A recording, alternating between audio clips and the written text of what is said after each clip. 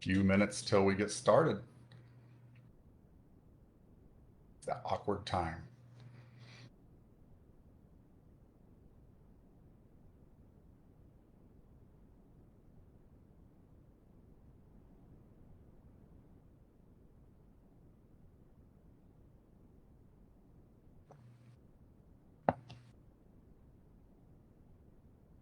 Good morning from Kansas, everyone.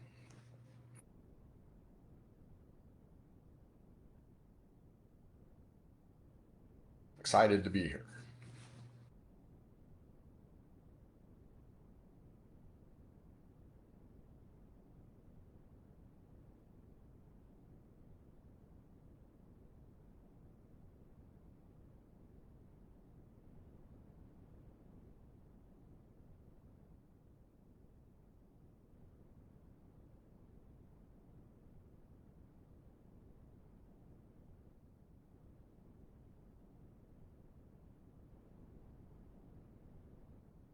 Hi, Rosanna. How are you? Good to see you here. I hope you can hear me. Send me a chat if you can hear me.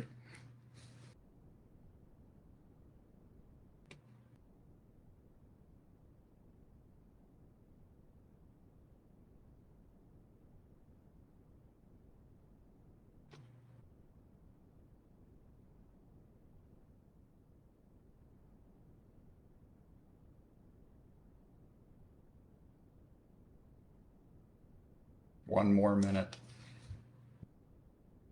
Thank you.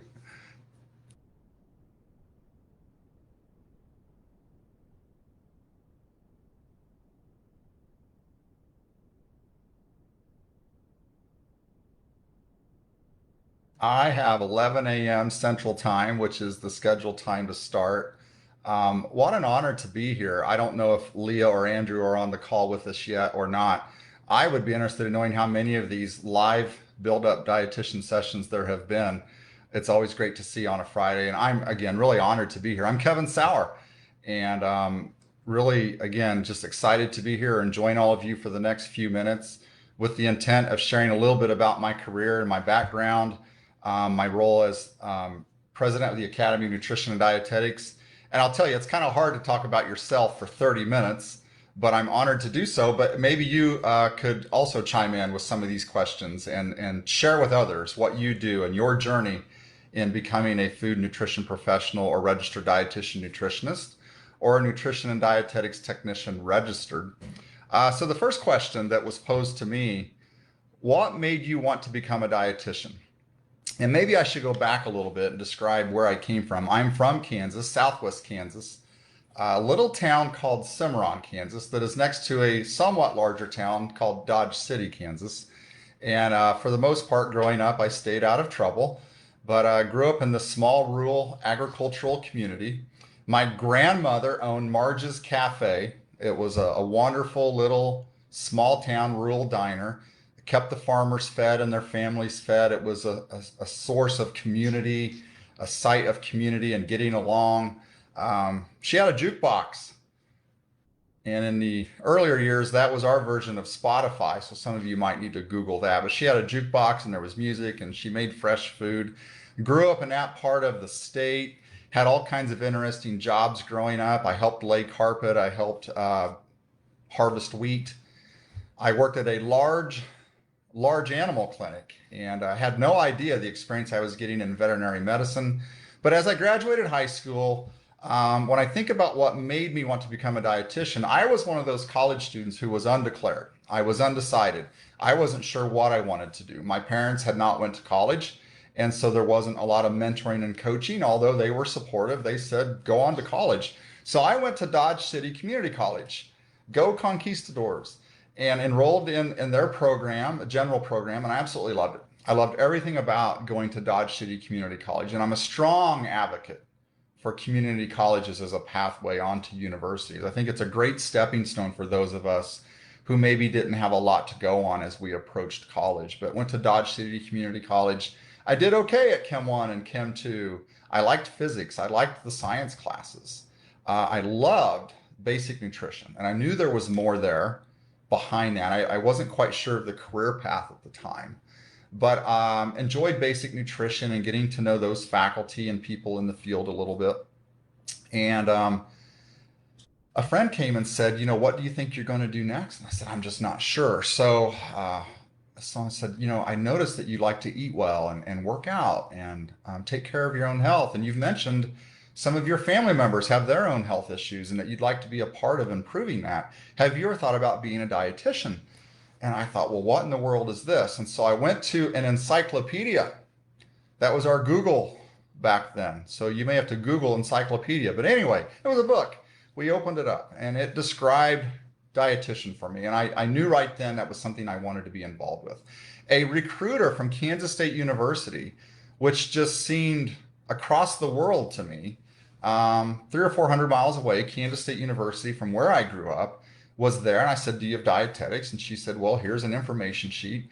I came up and met some of the faculty and I enrolled. And kind of the rest was history. I knew then I wanted to be a dietitian to answer the question though. I knew that there was something there, and the fact that there was a career choice in this area really inspired me and excited me.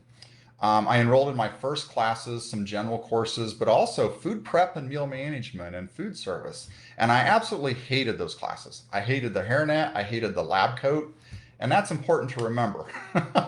Because it took me a while to understand and have an open mind and think more broadly about what was the purpose of these classes. What did I get myself into? Why do I feel all alone with the way I'm feeling about some of that? Well, as things went along and I learned more and more and had a bit more of an open mind, I realized that all courses mattered and all course content mattered because we are talking about food and nutrition services for everyone. And with that means all types of coursework and all types of understanding. And I was starting to understand that the RD exam at the time would cover these things. So that's kind of my pathway, my undergraduate program. I graduated from the coordinated program here at Kansas State University, directed by the one and only Dr. Amber Howells. She's wonderful. It's a great program, one of the first coordinated programs in the country, and I was honored to be a graduate of it and now back working in that same program. So I'm a supporter of all program and all program types, but really find a lot of passion for coordinated programs as well. Graduated and I went and worked in school nutrition right out of college. Never saw that coming. All of a sudden the hairnets and the lab coats and the food handling and the food quality and the food safety came rushing back. I knew exactly what the purpose of that then was. So I worked in school nutrition for a while, came back to K-State like a boomerang, and worked in our award-winning college dining program here with Dr. Mary Molt and others. I was a graduate assistant in the dining program here at Kansas State, and worked on my master's degree at the same time. And wouldn't you know it, at the same time, this new thing coming along for food service operations called HACCP, food safety programs developed on HACCP principles were gaining speed, and so was this thing called the internet. So my master's thesis, if you will, really looked at integrating this new thing called a website and HACCP principles, and I called it the HACCP Cafe. And that was fun, but that was my first taste of research, if you will, for my master's thesis. And again, I learned that it was really about learning research, not so much about the outcomes of the research at the time. So graduated at that point with my master's degree as a registered dietitian, and I went and worked in healthcare at some large major medical centers in the Kansas City and Topeka, Kansas areas. And worked in operations management, worked my way up to department director, again, late 90s into the mid 2000s. And I got a call again, hey, Kevin, you should think about coming back and being an instructor. And I thought, wow, a teacher at the same program that I graduated from twice. And the thought was I would work on my PhD at the same time. And I thought, well, why not? So I jumped in. Our two little girls and my wife came with me and supported me. And so I was an instructor and also in the doctoral program. And as that finished, it took me a few years to finish that, I then enrolled or graduated, and there was an assistant professor position open. Had no idea what being an assistant professor even meant. I didn't really understand what tenure track meant. But I took that position. So I did everything you're not supposed to. Got all my degrees here. I was never scared to go anywhere else. It just worked out. The opportunities were here, and I'm forever grateful for Kansas State University for having these great opportunities available for me and trying to bring value back to the program that meant so much to me. Started off as tenure track assistant professor, worked through the ranks to associate professor, and I'm so honored now to be a full professor here at Kansas State University in the College of Health and Human Sciences, Department of Food, Nutrition, Dietetics, and Health. And I'm also co-director of the National Center for Food Safety in, guess what? School nutrition programs.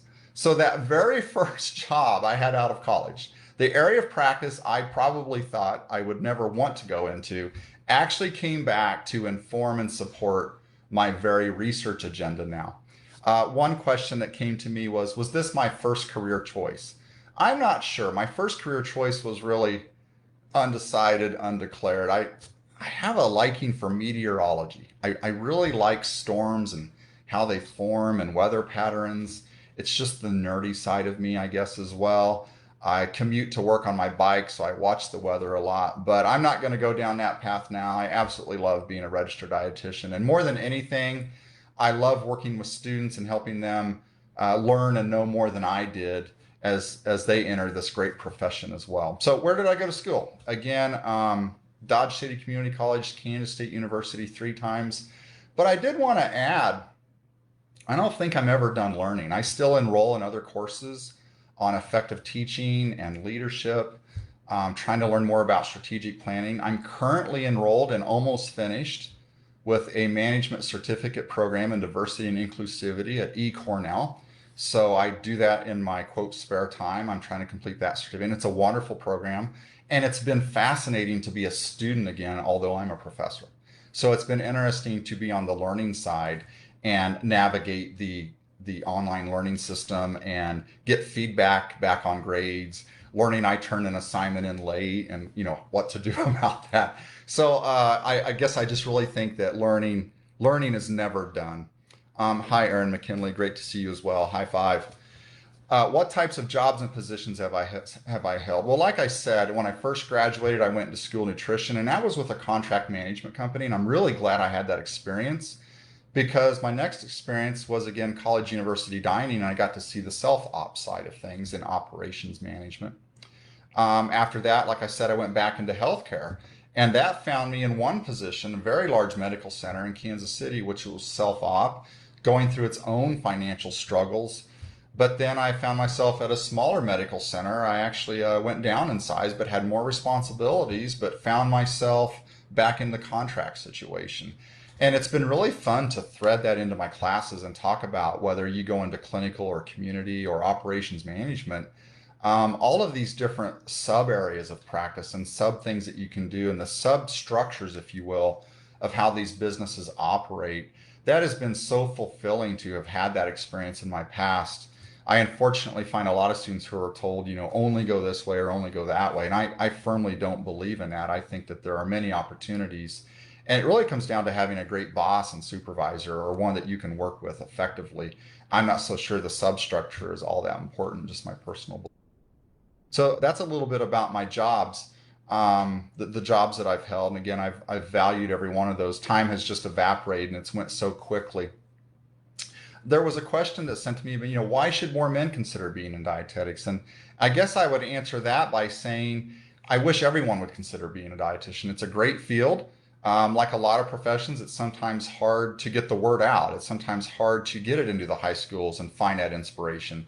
My own daughter, Libby, who is going to go on to be an orthodontist, and my other daughter, Jillian, they're both just so bright and beautiful. She's currently a junior in mechanical engineering. So fortunate to have these 2 daughters seeking the STEM sciences and wanting to go into medicine or engineering.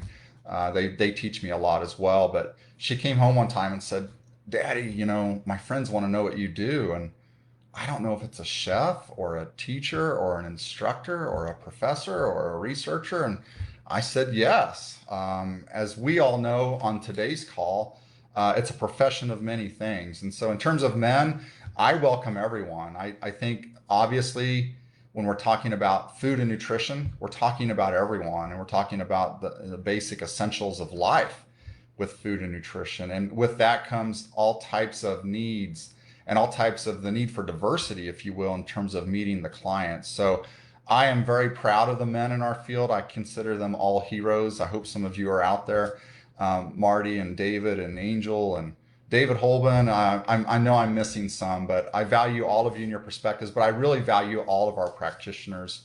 And regardless of our demographic characteristics or traits, we need diversity, obviously, in terms of practitioners in the field in order to meet the growing demands for food and nutrition and those outcomes, obviously. And so I'm very supportive of everyone becoming leaders of food and nutrition, and we all can be and are leaders of food and nutrition. I think some of you would agree. I have the pleasure of meeting with a lot of prospective students, and the common thread is always everyone's attracted to to this field for pretty much the same reasons. They want to help people, help others live healthier and happier lives. So, with wide open arms, I encourage everyone to consider dietetics and learn more about it. And obviously, we have work to do in terms of making people aware. I'm still to this day explaining to some of my own family members exactly what a dietitian is and what a dietitian can do. And I firmly believe if you want nutrition done right, then you see a registered dietitian nutritionist or a nutrition and dietetics technician registered. What do I like about being a university professor? Well, I think what I liked most was how much I didn't know about it and what I've learned about being a professor. Many of you on the call today have went to college, obviously, and many of us thought, well, the professor teaches classes and then goes and teaches another class. And I absolutely love teaching. I wouldn't trade teaching for the world. But like all professions, even within our own profession and the subsectors, there is so much more that happens and can happen that is exciting and challenging. And so I absolutely love being a university professor. Again, it was a hidden dream come true. And I'm grateful to the people who opened up the doors and opened up their arms and opened up their homes for me to come back and do this. It's just incredible to be able to craft the future and work with students and other collaborators and other researchers. So I absolutely love it. I think it's the hidden gem of our professor. And I try to really encourage people to think about going on into higher education and crafting that career, as is often the case and was with myself. There are people that, oh, I could never do that. I don't have the confidence. And you can. You can do this, and I hope you'll consider it. It's a great field, and it's a great subfield of dietetics. What kinds of classes do I teach? I teach classes that students don't want to take. And I actually enjoy that. I consider that to be a very fun challenge. I teach what we consider management and administration classes, and in some programs, those might be threaded with food service courses. Here at Kansas State University, there's some crossover, but they're rather distinct. So I teach management, financial management, leadership courses, if you will, and absolutely love it.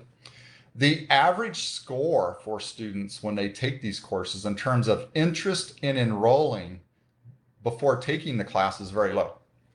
And I find that exciting. I like that students don't think they want to take these classes, because my goal, my real aspiration is that I close the gap. And when the class is over, I like to look at the scores and say, oh, some of you did find this interesting. You may find this useful. And so that's my real goal as an educator, is to maybe illuminate topics and show relevance for topics that maybe our students never thought would be useful or that they would want. I find that to be a really, really fun part of the job in terms of teaching.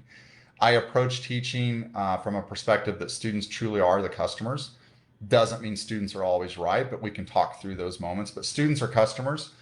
I believe in a lifetime warranty through education. I believe that students should be able to use what they're learning in the classroom, and that it's not always related to the subject matter. I think that just the way to learn about learning is something that we can carry with us throughout our whole life. So I really carry a spirit of a lifetime warranty with my courses and my attempt at mentoring and guiding.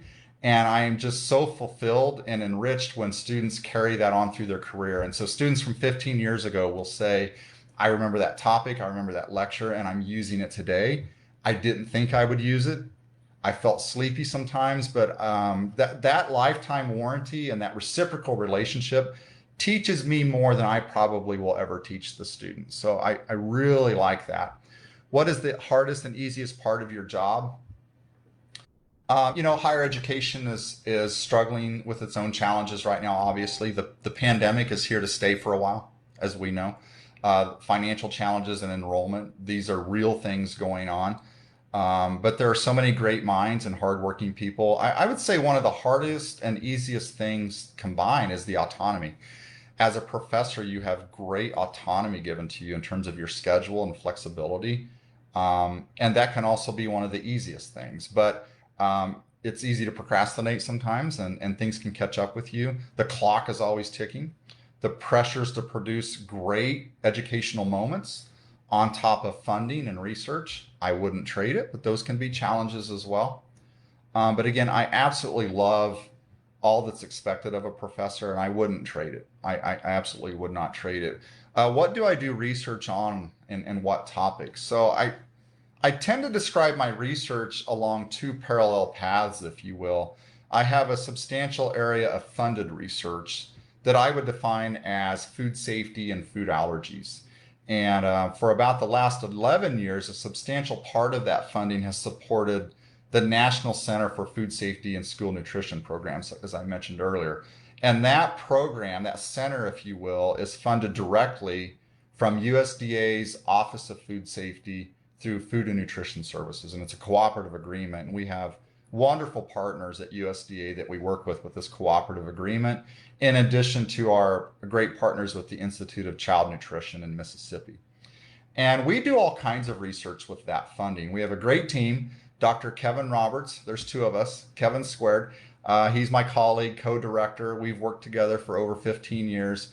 Paula Paez, Dr. Paula Paez, she came to us from Costa Rica, and Carrie Cole. We're the dream team, and it's fun to work with them. And we work very hard with our research and our center, but we do applied research. It could be surveys, focus groups. We've done inoculation studies. We've done time temperature abuse studies. It varies, and we have 3 or 4 projects going on at any given time. But again, it's been so fulfilling to have been in the field and bring that experience and that perspective back to the research center so that the results are applied back to practice so that we can actually do something with those. If you would like to learn more about our research and our research center, it is at cnsafefood.com. cnsafefood.com, again, funded by USDA.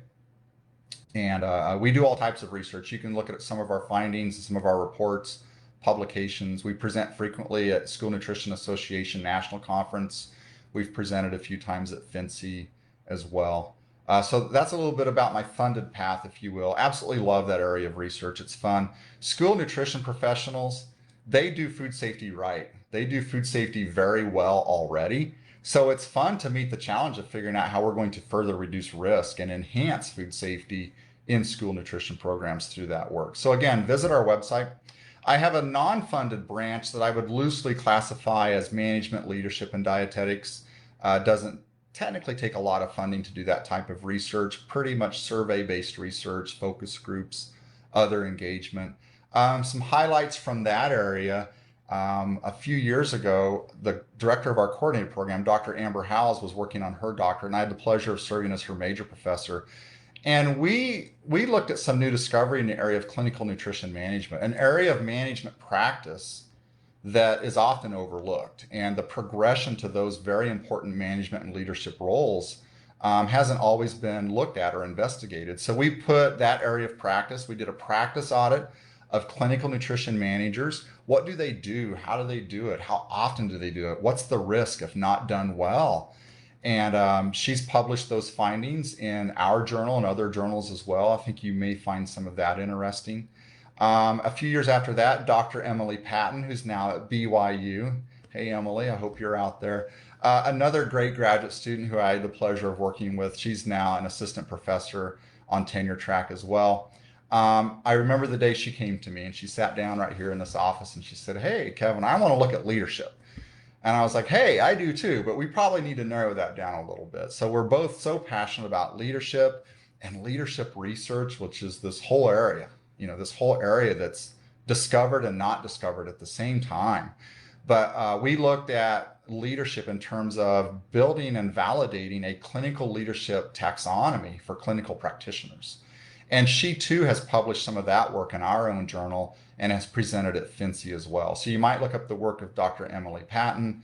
And again, there's more on the way. I have other great graduate students working in this area of leadership and management as well. A great question has come in. Why do you think it's important to get involved with the Academy as a volunteer? What are the benefits? And maybe some of you, if you have a moment, could enter into the chat. What brought you to your current career stage, and how did you get to the point to where you're at? Did you go down the path you thought you would go down? And also include some comments on being a volunteer, or you want to be a volunteer and haven't had the opportunity to do so. But, I spent about the first half of my career pretty much not volunteering or not knowing what it meant. Paid my dues, went to work, came home, went to work, came home, went to work, came home. And I was never opposed. I just didn't really understand the beauty or the enhancement to my career that volunteering and servant leadership could provide. So in 2005, I honestly, I remember the email very well. I got an email from Kay Manger Haig with the commission at the headquarters and said, hey, you should come write RD exam questions for us in the area of management and food service.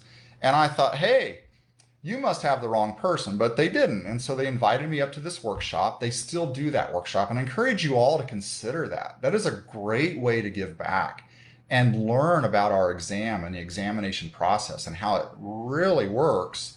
Getting involved with the commission with the RD exam writing process. They have a brief application, and tell Kay that I sent you. But anyway, I went through this experience. It was a great workshop, all expense paid.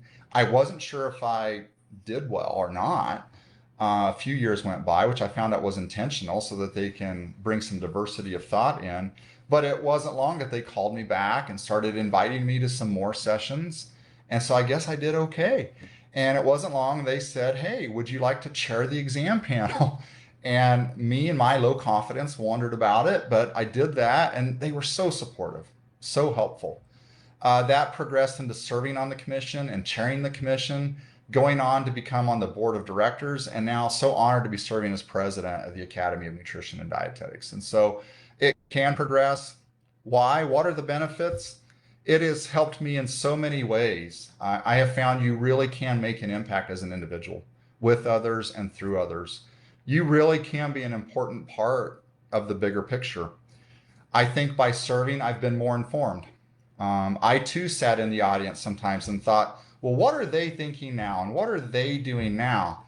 I have found it's very important to become part of they and really seek to understand what some of the decisions are about, and that my voice really was being heard if I chose to let it be heard.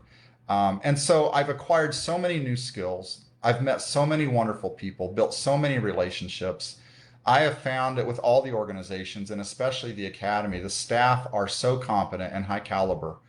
And I'm so supported unconditionally all the time. So no one wants to see you fail. And I think that that's probably one of the biggest questions I get from students. Well, where are all these opportunities? And they really are all around you.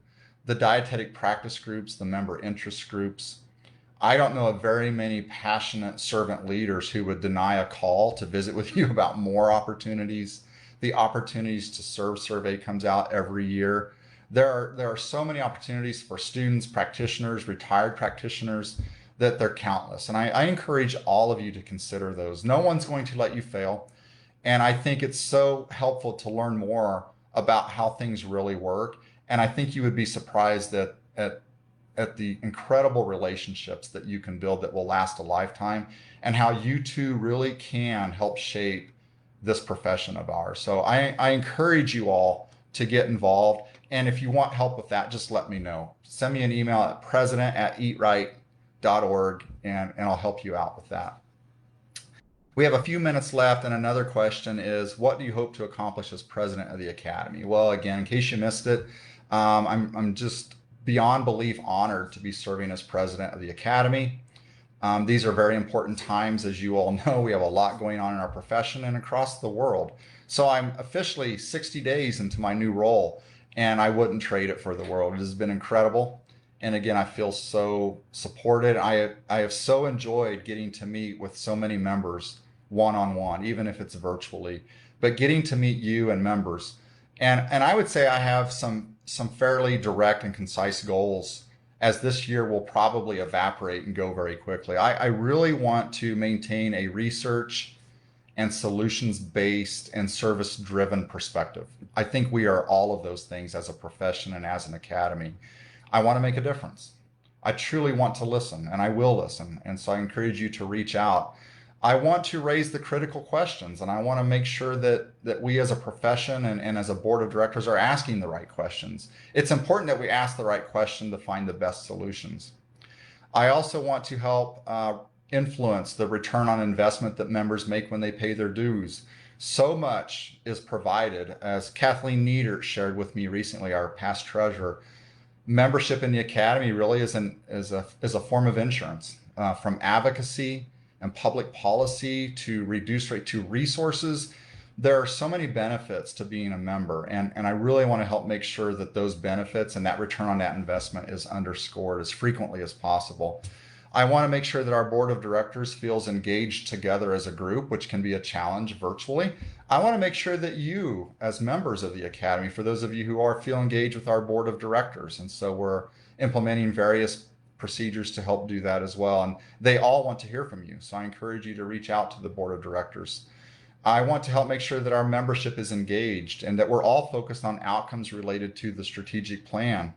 The strategic plan to some might sound like a boring document, but it is a living and very important document for myself and the board of directors. It was recently revitalized in this past spring with a new focus on well-being and prevention, nutrition care and health systems, nutrition security and food safety, and this important paramount area, new focus area, diversity and inclusion. So with that, that's what I hope to accomplish this year. It's going quickly.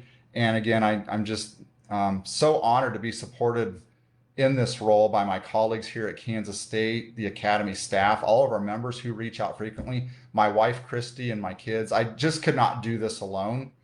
And I'll tell you, it's 11:30 here Central Time in Manhattan, Kansas, and it's went quickly. And I just want to thank you all for coming. And if any of you would ever like to visit again, I'm happy to do so. So Leah and Build Up Dietitians, thank you for this opportunity, and let's keep all of us built up together. And I hope to see you at FNCE. We'll see you soon.